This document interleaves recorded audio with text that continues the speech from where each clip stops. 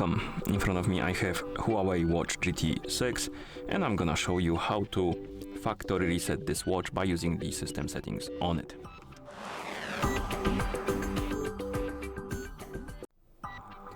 Before we start, I recommend to check the battery level on your watch.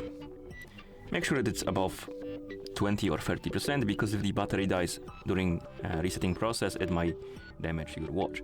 So if the battery is low, please charge it and then we can continue. And we can open the menu by pressing the crown button. Then find the settings icon and tap on it. In settings, you will need to find the option called System and Updates and tap on it. And here you will need to scroll down and tap on Reset. Be aware though that resetting your watch to factory default settings will remove all of your data and settings from your watch. So be aware of that and tap on check mark and wait until the resetting process is complete.